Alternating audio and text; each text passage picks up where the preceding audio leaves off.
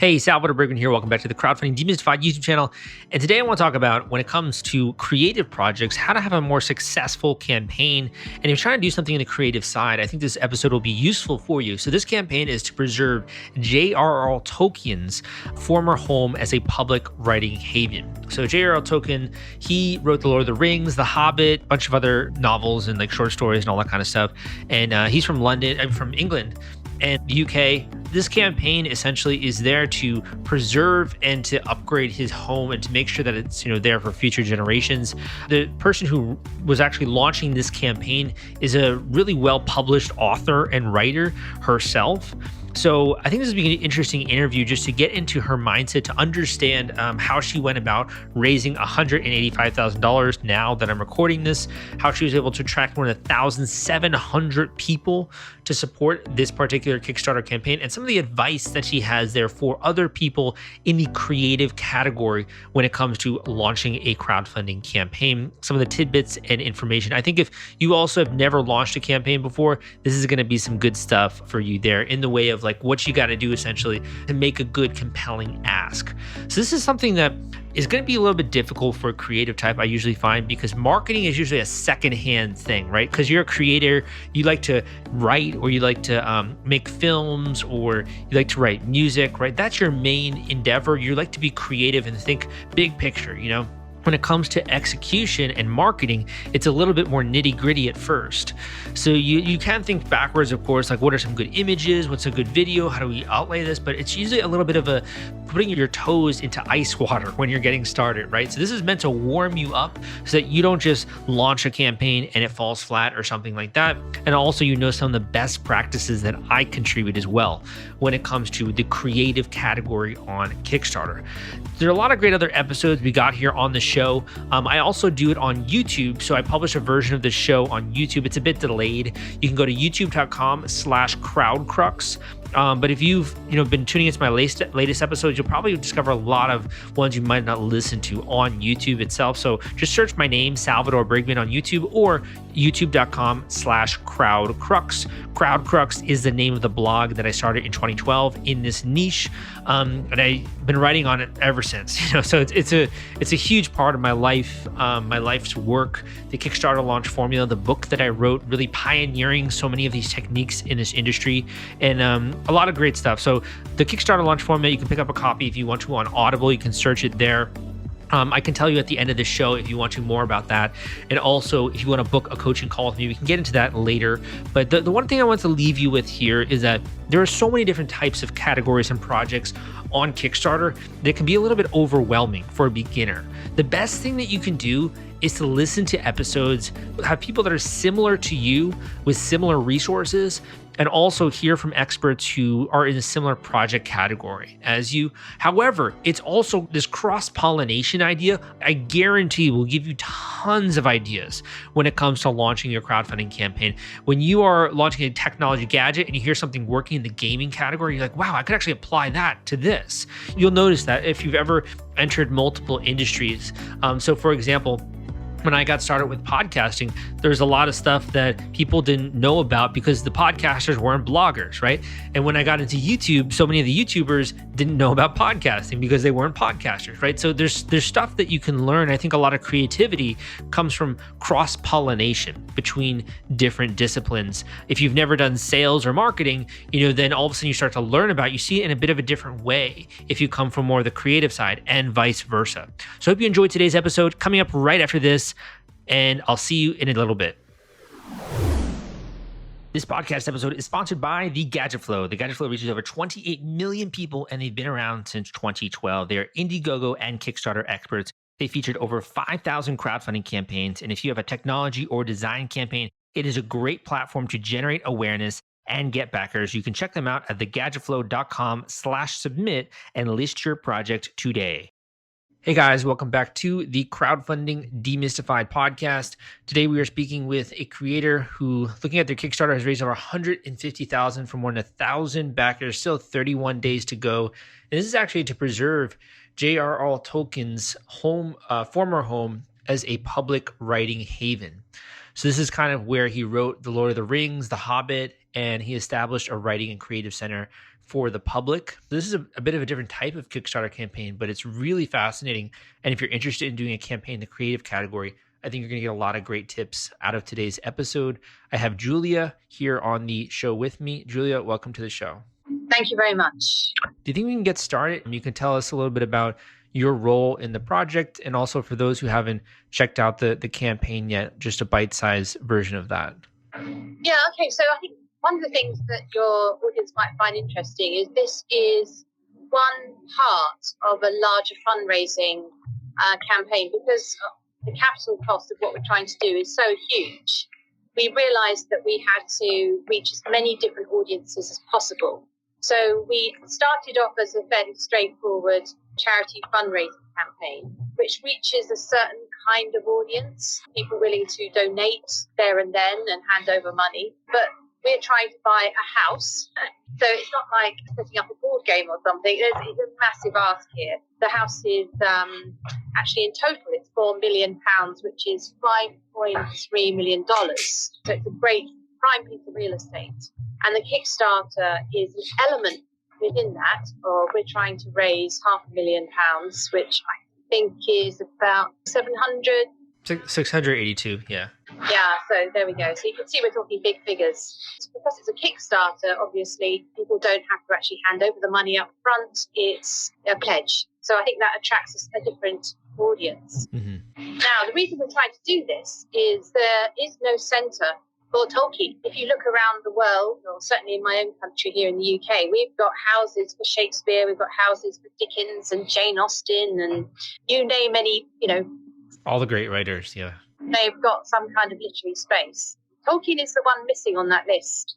And when this house came up for sale, I live very close to it, so I sort of knew it from just being a local author, aware of other authors who have lived in my city. I thought, this is the chance. It's obviously not an ideal moment because we have a pandemic and lots of economic uncertainty, but it's also the moment because this house has only changed hands twice since Tolkien sold it. He sold it in 1947. It then stayed in the same family the rest of the 20th century. The current owner bought it at the beginning of the 2000s, and it's now selling up 20 years later. So can you see there is such a slim window of opportunity here that I thought, well, go for it.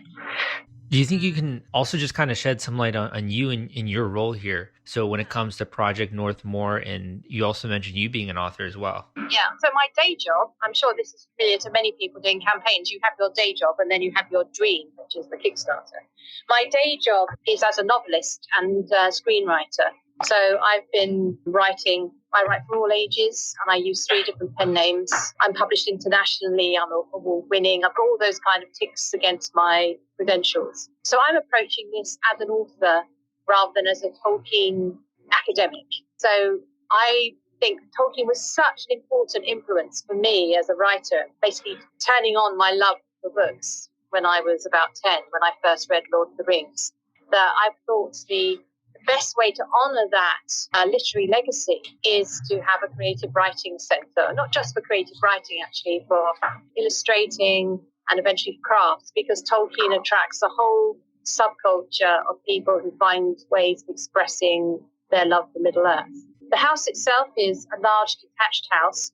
It's not suitable for a walk-through museum because of zoning regulations in Oxford, but you can have it as a venue for small groups to come and actually stay, which from my point of view, I don't know about other people listening out there who love Tolkien, that's actually much more attractive, to sit in the space and write there and think there and appreciate it and really get to grips with the writer who went before you. Yeah, I can imagine. And also, since reading many of his books, right, when you were such a young age, that must be so cool to be able to just be in that environment, right? Visiting the house just to look around it before obviously thinking of what it'd be suitable for. And particularly the garden is still there. It's not been filled in or sold off, which could have happened in that urban setting. And Tolkien himself was a really keen gardener. And so it's not just about the house, it's also about the land on which the house sits, those which he looked when he was writing his novels. So you've written a lot of books, right? I think you had over 60 or some gigantic number, right? And Kickstarter is the first. This is the first Kickstarter campaign that you've run. Have you ever thought of doing one for one of your books or anything like that? That is, funnily enough, I was just thinking this afternoon because I've come from it from an entirely different direction. I've come at it from, I've got a very large fundraising campaign, which I'm sort of sitting at the top of. Lots of volunteers helping me. It's all completely staffed by volunteers. I haven't actually thought about the personal angle on this at all. But I was, as one does, as soon as you get into the Kickstarter world, I was looking through thinking, you know what? I could use this in future. So exactly what you're saying. If I've got a project that has what I think is a popular appeal, but not something I can persuade conventional publishing to do, I think it's perfect. And I certainly will be putting my thinking cap on. This is rather, the Tolkien house is rather filling up my time, as you can imagine. Yeah, I think it's a wonderful idea. I would say the people at Kickstarter have been fantastic. We're an unusual project for them. They have got a subgroup for literary spaces, which is a new category, which is where we're sitting. Yeah, I saw that. I had originally not spotted that. And they sort of said, well, look, we've worked out who you are. We think you're better off here. And they gave us a lot of advice. That's great. That's great. Yeah, really lovely. I think it's because they're Tolkien fans. And, as soon as you mention Tolkien, it opens doors and it's it brings people together, which is so heartening. Now, when you launch this, this is your first project. You've been able to get more than 1,000 people to back this campaign. What went into that? Did you just announce that to your email list? Did you just publish this on social media? How did you get that initial momentum there with the project? Okay, so here are some of the lessons learned. I think that if I was doing it again, there were some things I would do differently now. But what we did is that we'd already been running the general charity campaign for about 3 weeks. And that had been launched by Ian McKellen, the actor who played Gandalf, on his website. And we have a campaign video which includes many of the famous faces, people who were in Lord of the Rings. So that garnered us huge international attention. And it also, of course, got us a lot of traffic to our website. So we realized that we've got to have more than one stream of funding that it's going to be, we're going to make this, it's going to work, and that's actually not sure. I'm not saying sitting here to go, yeah, definitely going to raise everything. I don't know that as of January 20th. Even with all that publicity, we thought we've got to keep finding new audiences because public attention moves on. Totally, yeah. So, but Ian McKellen has very kindly stayed with us through the campaign. So when we do something new, he tweets it or puts it on his website so that we get access to his, 13 million social media followers. That's crazy, yeah. It is crazy. He's such a good actor, too. Tiny fraction of them will actually be interested. A tiny fraction of 13 million is a lot better than starting with, say, my own profile, which is only a few thousand. Because I've got a profile as a writer, but I certainly haven't got anywhere. Yeah, so having that association helps, definitely. Oh, completely. So that's unusual. I doubt very few of your listeners will have that behind them. But I suppose what that does say is if you can have some kind of megaphone at the start, that helps. Didn't choose the best moment to launch. We should have waited till the new year rather than do it at the end of December because of the actual number of people backing it has gone up a lot in the last 2 weeks since January has sort of shaken out a bit. I think we're beginning to see the shape of what January is like. So did Ian basically link to the campaign on his social media, and that's kind of what led to the rush in funding, or did these people discover it from your site? Or it's very hard. Well, I've got some colleagues who are much more into they're doing the tagging and all the tracing. The marketing, yeah. Discovered is because we had people feeding through to website who clearly are Tolkien fans, a lot of them came in and had a look at it. So I would call them the hardcore, the ones who will follow us. Then there's people coming in from Facebook, either from Ian McKellen's Facebook or from our own social media on Facebook and that's definitely the biggest referrer. There's also Instagram. I noticed a flurry on Instagram yesterday. Well, I'm not so sure about Twitter. I haven't sort of seen much from that route. And we've also been doing just in the last week or so promotion, so paying advertising, and that does work. It's a bit scary as anyone who's when you have to put money up front in hopes of getting it back. And on a Kickstarter, you don't know you're going to get all the money. Yeah. Were you doing ads on Facebook or? We're trying. Yeah, so we're doing, at the moment, the most of it is on Facebook, but that's not where we're also going to use some Google ads and other things. I'm not running that side. We've got a friend up in Vancouver in Canada who's actually doing that. I think another lesson, if you're sitting there listening to this and you're that person, is keep on refining it and tweaking it. So he's trying things, seeing what happens on the referrals, and then adjusting the categories that he's reaching out to. What I love about this approach is that you almost, without realizing it, did a bit of a pre-launch, which is you were already raising funds on your site, right? And you were publishing this and getting some attention. And then you kind of capitalized a bit on that by running the Kickstarter, to keep it going. Yeah, that's right. We're probably not you've already said we're an unusual project. And for people out there is much of groundbreaking you can do if you're thinking of a field in late winter, much of breaking up the frozen earth you can do before you then plant, that is much better because there is a recognition on the name. So, for example, we're calling ourselves Project Northmoor, a world where Tolkien itself, the name Tolkien wasn't a copyright protected name. You'd obviously use that, but you can't because Tolkien has loads of, obviously is a protected, you can't use it as a trademark or anything like that. There's no way you could. So the fact that Project Northmoor already existed, had certain rankings because of our website, meant that when people clicked on it, they could find it.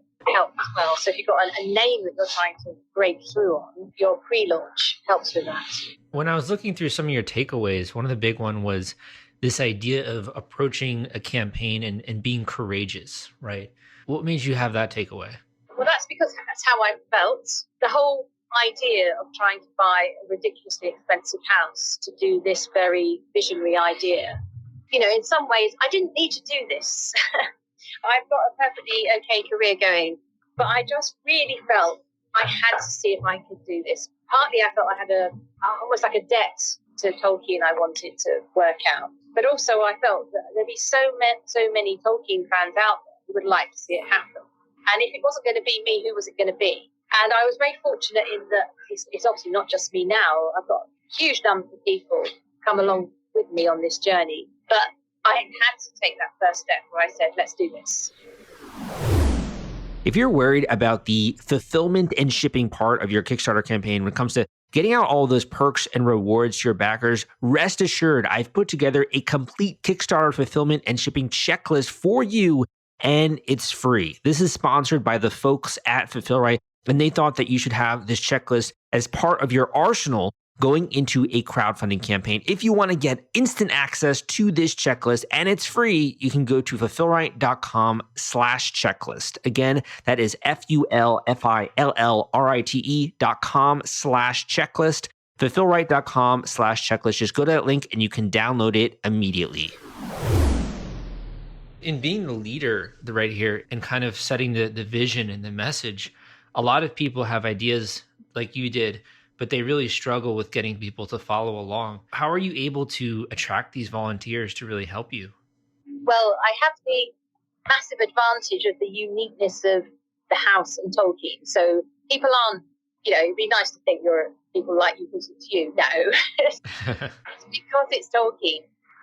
Hopefully they stay because I don't annoy them too much. But it's not... One thing that really did surprise me, and this didn't happen so much on the Kickstarter, but it happened in the early days of the campaign, is I discovered that you get enemies, which is odd. I suppose it's like competitors from other people.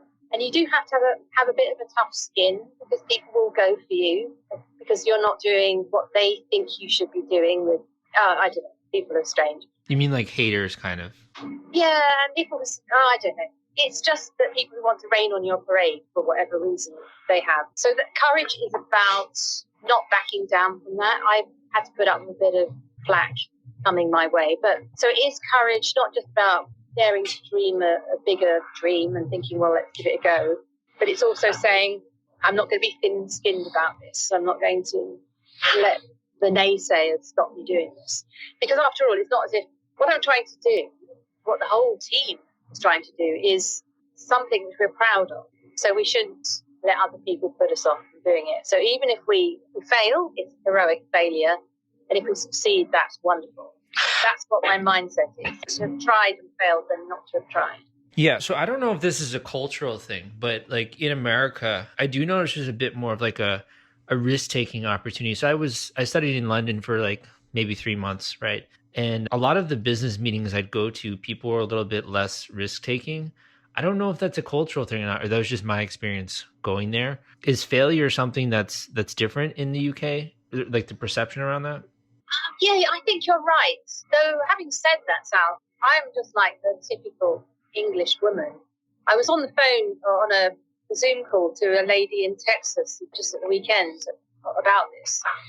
And so she was sitting there with her long blonde hair and Texan makeup and just so Texan. And I looked at myself on the split screen on the Zoom, and I was sitting there in my study in Oxford. I thought, you are so English. That's hilarious, I thought. So I am culturally really English. And probably, I think I've just got a bit bolder. I think it's maybe I'm shaking off maybe it's also the bravery of ignorance. I don't know. But I think you have to know, what I share with America is I'm optimistic. And I think your national characteristic, even after you've gone through difficult years recently, is I've just listened to the inauguration and it struck me how optimistic. And I think in order to not worry too much about failure, you have to be optimistic. You have to 100%. Yeah. I will learn something from that failure. Yeah, I think too, to just really quickly add on to that is, obviously Kickstarter started in the United States, but in the last couple of years, we've seen it grow so much internationally. And I think it's so cool that now someone in the UK can bring this idea to market and people in the US can discover it and around the world, right? That it was my friend in Canada who suggested we did it. Very cool. Maybe I'm just a bit slow to arrive at the party, but I am here, ready to party. One of the other takeaways it looks like you had was this idea of being very visual, which is interesting because from your background, you're obviously much more experienced with writing and copywriting and, putting together literary works. Why did you say that about the be visual component? Yeah, this was actually feedback we got from the Kickstarter folks who very kindly gave us some of their time to tell us what, they said on Kickstarter, what really works is if you spend a lot of time thinking about your story. That section, if you go through the pages, there's a big chunk that's your story. And they strongly encouraged us to put in many more visuals because we are living in such a visual culture that people won't, you could write an essay about why this house, what courses you're planning to run in the house, all that kind of thing.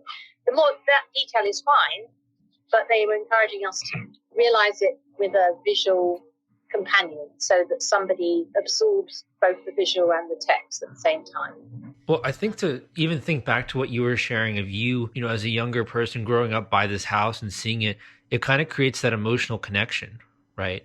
And then when you put photos and videos on the page, other people get to experience that same thing you did, kind of.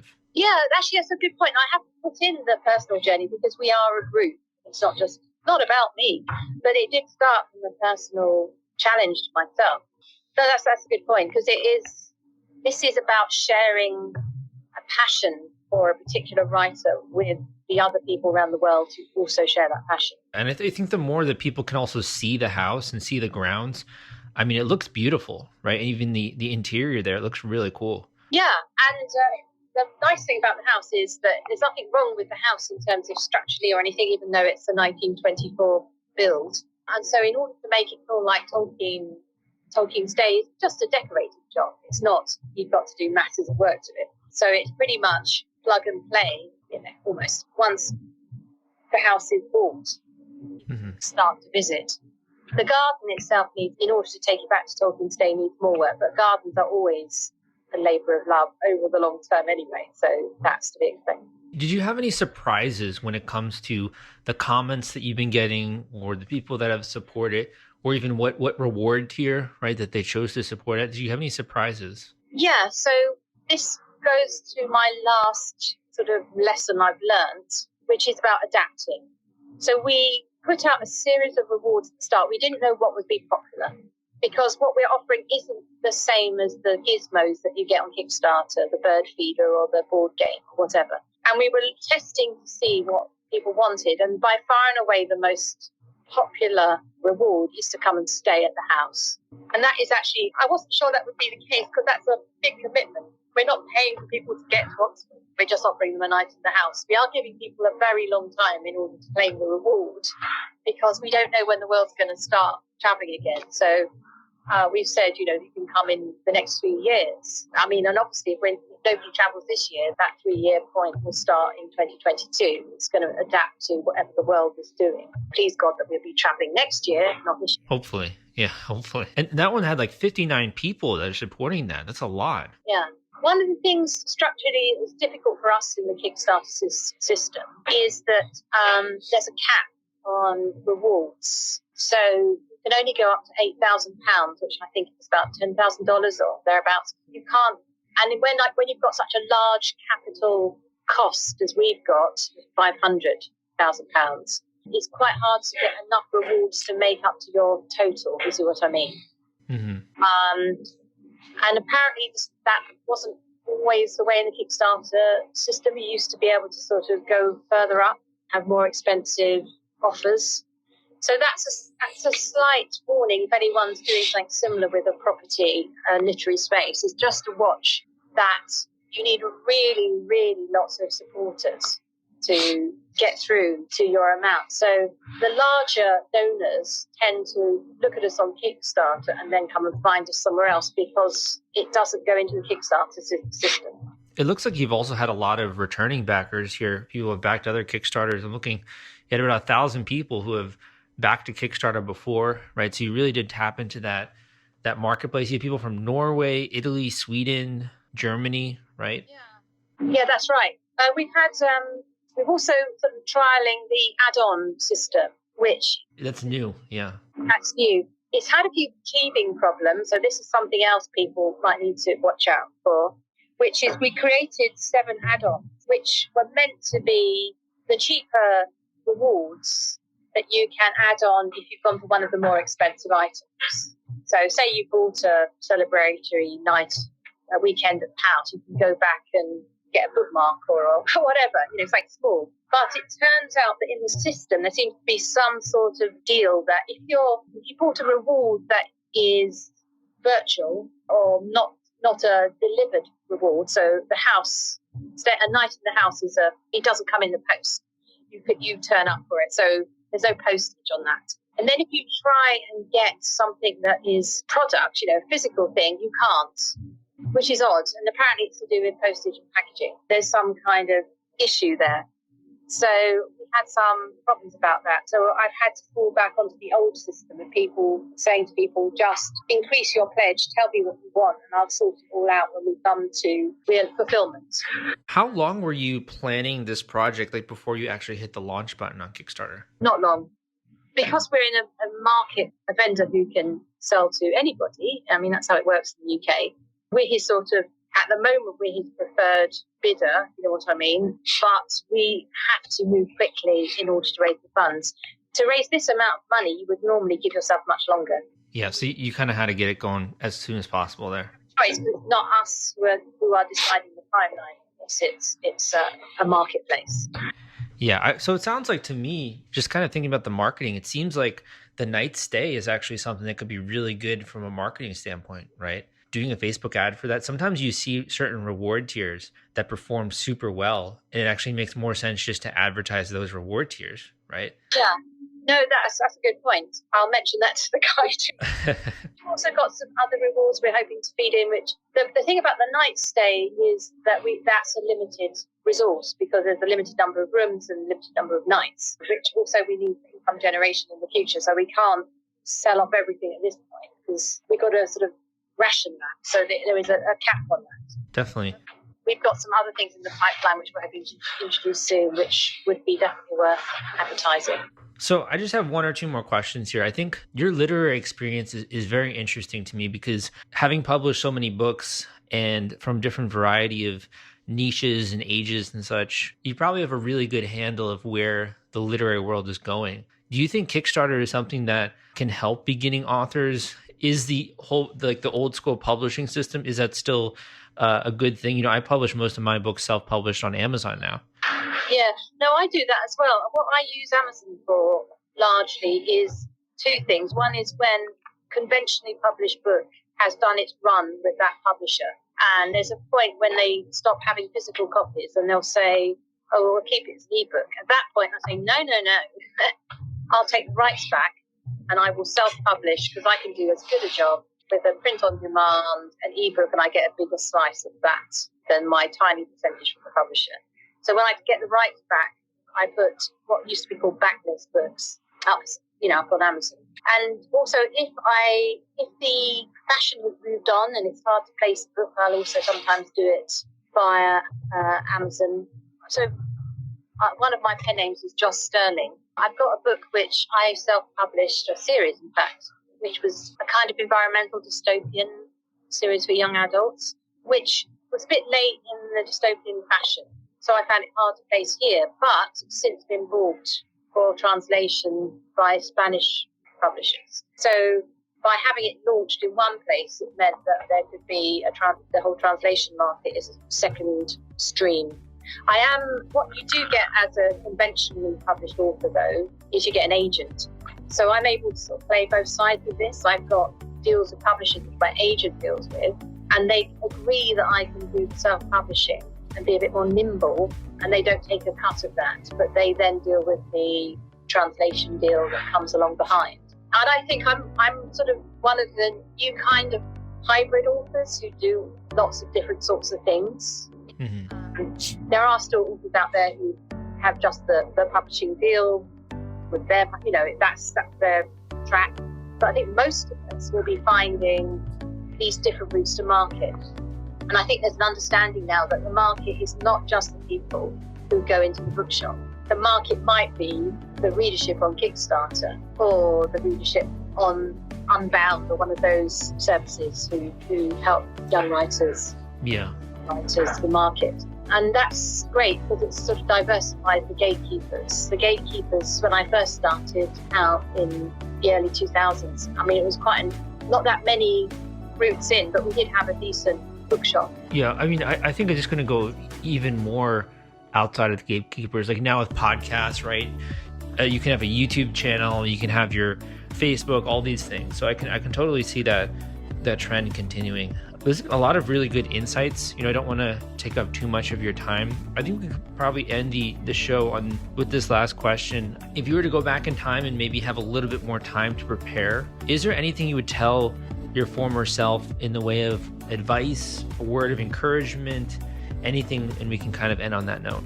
Yeah, so I learned the visual lesson about a week or two in, so I'd like to have known that at the beginning. I also would tell myself to decide the timing, not by my fundraising priorities, but by looking at the news agenda. So, be a bit more aware of the exterior noise, because I think we lost a few days at the beginning by launching when we did.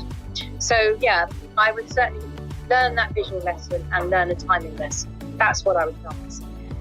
Well said. Julia, thank you for coming on the show. Really appreciate all your tips and good luck with your remaining days. Thank you, Sam. Hey, brother, I hope you enjoyed today's podcast episode. You got a lot of stuff out of it, man. And you can apply some of this good techniques and some of these strategies to your upcoming crowdfunding campaign. But it goes beyond that, obviously. It goes into really what you're trying to bring to the world. You think about J.R.R Tolkien, like this guy, who lived so many years ago, right? He was able to impact not only the world in his time, and the way that people think about fantasy and fiction and creating different worlds, right? But he was still able to impact people centuries later, many, many, many years later when it comes to the work that he's done and to influence movies and to influence just the creative work in general, right?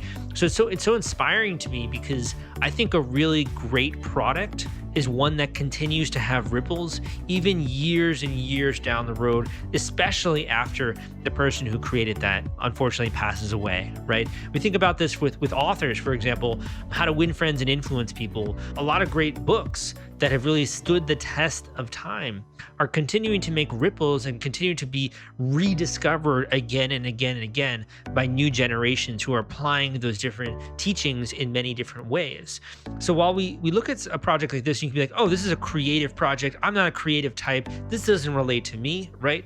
On the other side of the coin, this guy is just another human being who was able to create something that he had been dreaming of his entire life and was actually able to execute on it, get it on the page, to plot it all out, to publish it, and then to impact thousands and thousands of people. That is the exact same thing as you creating your own individual product, which is then going to have a ripple effect. And if you do it well, your company and the products that it's create are going to really create a brand name, which is going to persist long after it just got started. You know, the greatest brands, you know, Coca-Cola and Apple and all these things, they live long after the founder passes away or they become less interested in running the company. They continue to stand the test of time in the same way that great authors are able to have their products stand the test of time. So if that sounds exciting to you, if you want to get started doing that, first of all, I think the best resource is the Kickstarter Launch Formula.